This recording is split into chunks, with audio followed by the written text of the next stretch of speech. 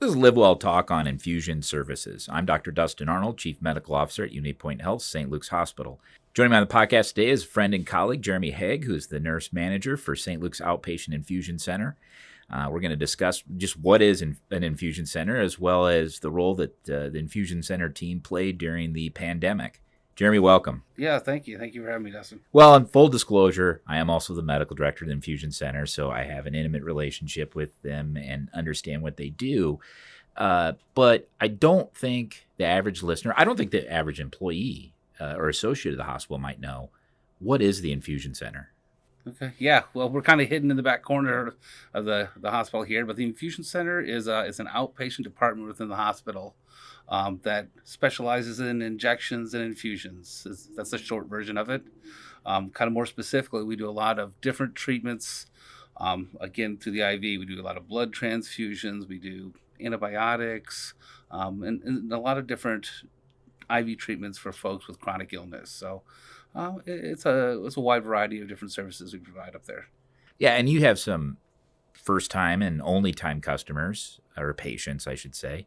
But also we have ones that come back routinely for iron infusions, immunoglobulin, and then all the new, the listeners have seen all the commercials for treating psoriasis and inflammatory bowel disease. All those newer medications are delivered up there.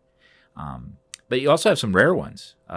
We have Gauchers, correct, and Fabries, which are fairly rare. Yeah, Pompeii's as well. Pompeii's, yeah. Yeah. I was going to say, that's one of the great things about the infusion center. I think we get to see some of the quick one-time things, but we do get to build a relationship with some of these patients that we've been taking care of for 15 years. Yeah, so. Yeah.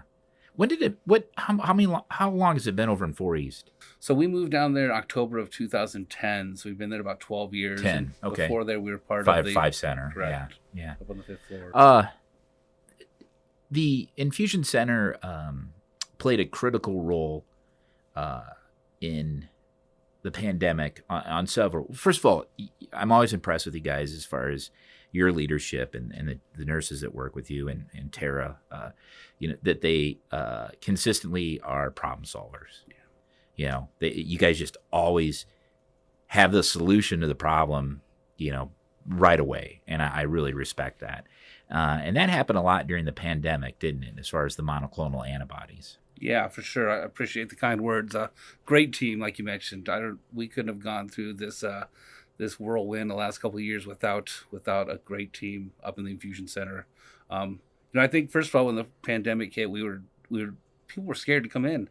They were fearful, and we really had to focus on how we can get our chronic patients in here. So actually, the location we're sitting right now was an injection clinic we set up right away so that patients could come in. They'd come just right inside the door, get their treatment, and get out. It kind of eased a lot of fears. It got people in and out of here, so they were getting those medications for their again, chronic illness. So that was kind of the first step. We had early steps when it came to the pandemic and COVID.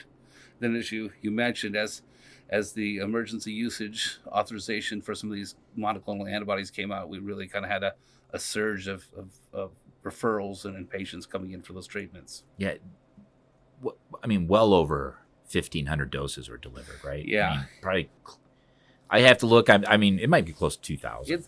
I think I took a peek here this morning. I think it was probably right around 1750. That sounds about right. Yeah. We started off doing these in a couple different locations, remote locations in the hospital, and it just got to be so kind of.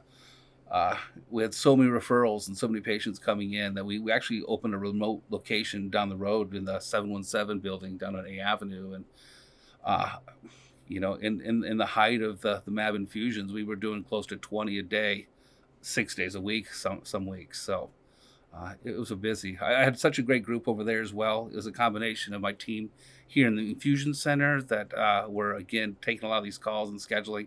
But I really had some outpouring help from other departments such as labor and delivery, emergency services, diabetes education, and other departments of the hospital really stepped up and helped care for these patients in a service that was really needed in the community over that building. And I think it's important to stress too that you had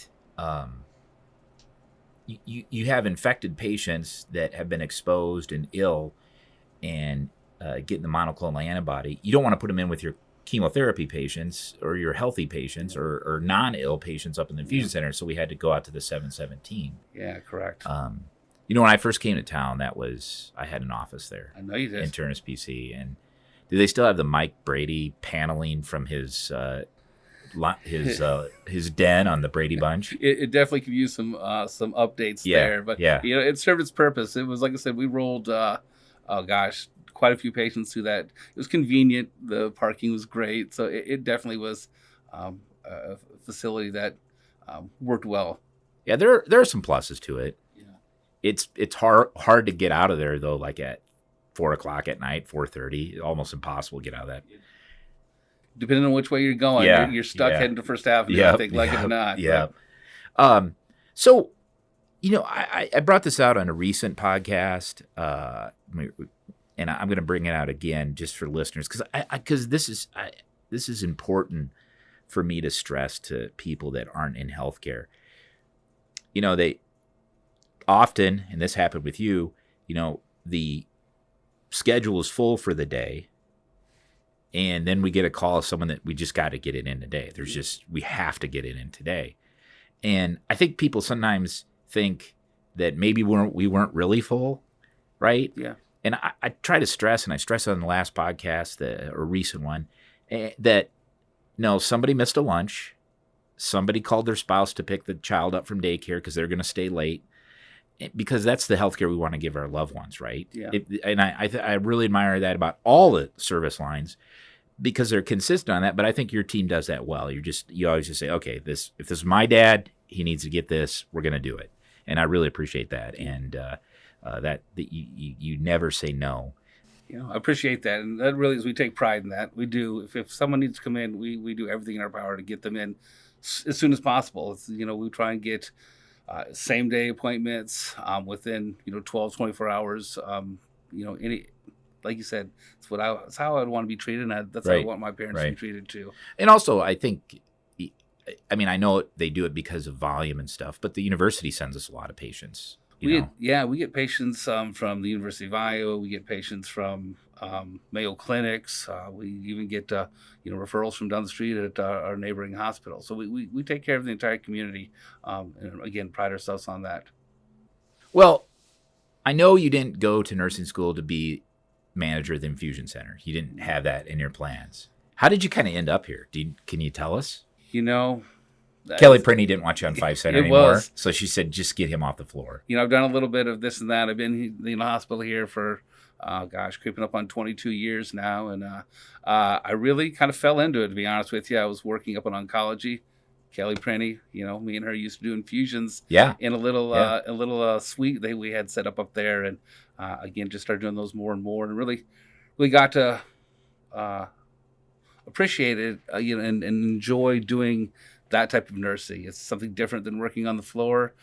It's fast paced in a different way. And honestly, I wanted to start IVs. I love poking people, getting IVs started, and that's really kind of what started the drive. And what kept me there really is probably what's more important. It really is the people, getting that connection with our patients. The connection we have, I think we have a great rapport with not only our UnityPoint providers, but other providers here in the community. I'm going to brag. We're the go-to infusion center when whether it's UnityPoint, Independent, Mercy, they give us a call. Almost always, and I'm proud of that. Yeah, me too. It's like I said, it's a great team, and like I said, it takes a team to do all that, and I can't say that enough. I mean, the group up there is, is as good as you could imagine. They're just fantastic. Listeners should know I always threaten Jeremy that if we come up with a plan and I say it goes wrong, I'm going to blame him. But I can honestly say I've never had to do that because you've always been right. Yeah. So that's important. Well, we're fortunate, honestly, have a great medical director, and my director is always there to support. So, it's great to have good.